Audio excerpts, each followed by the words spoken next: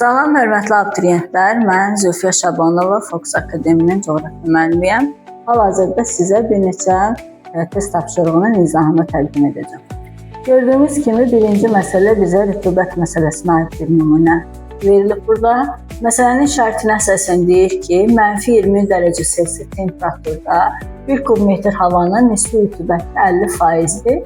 Havanın temperaturunun -10 dərəcə Selsiyə yüksəlməsi nəticəsində nisbi rütubətimiz 20% olmuşdur. -10 dərəcə Selsi temperaturda 1 kub metr havanın doyması üçün neçə qram su buxarı tələb olunur?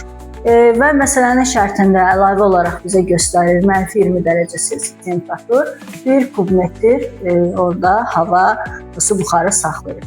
Biz əvvəlcə hansı prosesi həyata keçirməliyik? Biz tapacağıq ki, 1 qram bu su buxarı saxlayırsa, 50% onun tərkibində su miqdarı var. Deməli, biz 1 qramın 50%-ni tapmalıyıq. Bunun üçün biz 1 qramı 100% qəbul edəcəyik. Bu bütün məsələlərdə uşaqlar doyma həddi nə qədərdirsə, biz onu həmişə 100% olaraq qəbul edirik.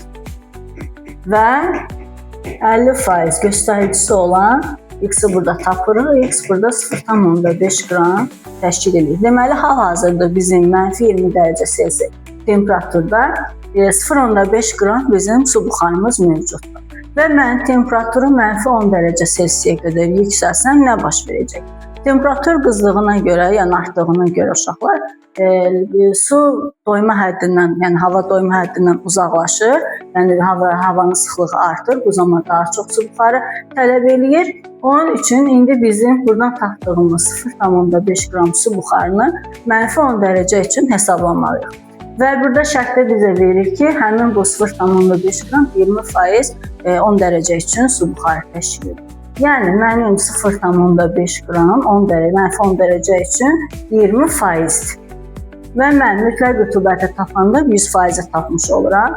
X isə 100% həcmində hesablanır və buradan biz X-i tapsaq 2,5 qram su buxarı təşkil edəcək. Deməli, -20 dərəcə Selsi temperaturun saxladığı su buxarı -10 dərəcə üçün 2,5 qramdır.